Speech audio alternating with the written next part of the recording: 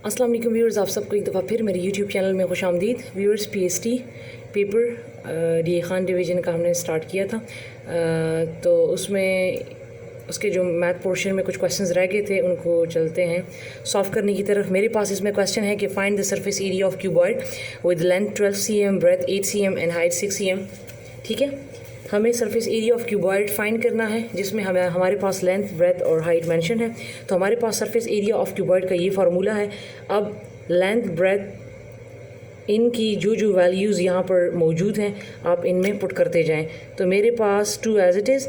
अब इसमें पुट करें। एल की वैल्यू क्या है 12 और बी की वैल्यू 8, इसी तरह बी की वैल्यू 8, एच की वैल्यू 6, फिर एच की वैल्यू 6 और बी एल की वैल्यू। तो अब आप इनको मल्टीप्लाई करें। 96, 48 एंड 72। अब इन तीनों को प्लस करें तो आपके पास आ जाएगा 216। अब इसको 2 के साथ मल्टीप्लाई करें तो आपके पास आ जाएगा 432। इन सब के साथ क्या है CM, तो यहाँ भी CM लगाएं और यहाँ पर हम क्या लगाएंगे स्क्वायर, क्योंकि एरिया फाइंड करना था तो यहाँ पर स्क्वायर लगाएंगे। अगर वॉल्यूम होता तो फिर हम यहाँ पर क्यूब लगाते। जी तो व्यूअर्स, अब मेरे पास इसमें नेक्स्ट क्वेश्चन है कि find the value of A cube plus B cube when A plus B equal to 4 and A B equal to 3। हमने वैल्यू फाइंड करनी है ए क्यूब और बी क्यूब की, जबकि हमारे पास ए प्लस बी 4 है और ए बी 3 है। तो हमारे पास फार्मूला क्या है,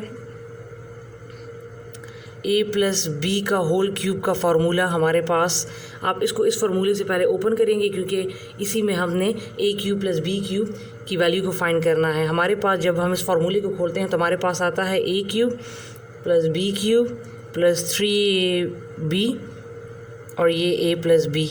ये इसको खोलने से हमारे पास ये आता है। ठीक है, ये हमारे पास ए प्लस बी का होल क्यूब का फार्मूला है। अब जो वैल्यूज़ गिवन है उनको पुट करते जाएं। ए प्लस बी की वैल्यू क्या है मेरे पास 4 का cube equal to A cube, B cube की वैल्यू नहीं है, ये हमने फाइंड करना है, सो इसको एज इट इज़ लिखें। प्लस 3, ए बी की वैल्यू क्या है 3 और ए प्लस बी की वैल्यू क्या है 4। तो 4 को 3 टाइम मल्टीप्लाई करें तो यह आ जाएगा 64। A cube plus B cube as it is plus 3 time 9, 9 4 time 36।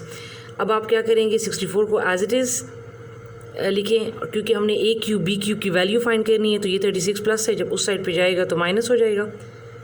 A cube plus B cube, इसको माइनस करें तो आपके पास ए क्यूब प्लस बी क्यूब की जो वैल्यू है वो क्या आ जाएगी 28।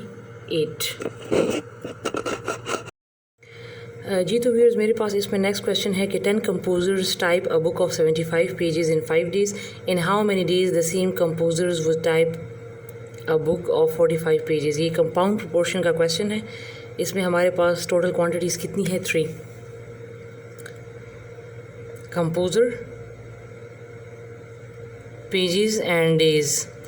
हमारे पास उन्होंने कहा है कि 10 कंपोज़र हैं जो कि 75 बुक के 75 पेजेस को टाइप करते हैं कितने दिनों में 5 में। फिर उन्होंने कहा है वही कंपोज़र हैं, the same composer mean 10 composer हैं इन हाउ मेनी डेज़, कितने दिनों में।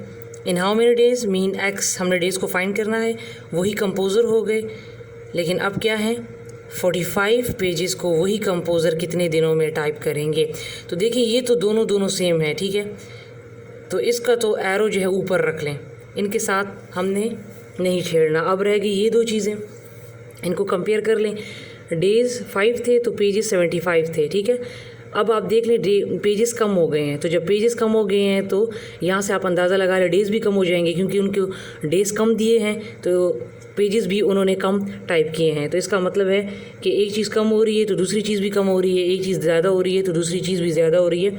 तो लिहाजा इनका जो रिलेशन है वो है डायरेक्ट। ठीक है, अब आप क्या करें, सबसे पहले ये एक्स वाले को इस साइड पे लिख लें, हेड टू टेल वाला, टेल टू हेड वाला किस्सा इसके साथ करें। x/5 इक्वल टू, अब यहाँ से क्या है 45/75 मल्टीप्लाई 10/10, तो 10 से कैंसिल हो गया और इसको आप काट लें। 5 के टेबल में 5 9 टाइम 45, 5 1 टाइम 5, 5 5 टाइम 25, ठीक है। फिर अगेन ये दोनों 3 के टेबल में जाते हैं, 3 टाइम 9, 5 टाइम 15, ठीक है। तो मेरे पास इस साइड पे रह गया x/5 इक्वल टू इस साइड पे रह गया 3/5। अब इसके दरमियान में इक्वल टू है तो इनका क्रॉस मल्टीप्लिकेशन कर लें, तो ये आ जाएगा 5x इक्वल टू 15। x के साथ यहाँ पर कौन सी चीज़ मल्टीप्लाई हो रही है, 5, तो दोनों को डिवाइड कर लें 5 पे, 5 3 time 15। So the answer is 3 days. तो आप देख लें, डेज़ ज़्यादा थे तो पेजेस भी ज़्यादा थे, अब डेज़ कम हो गए तो पेजेस भी कम हैं।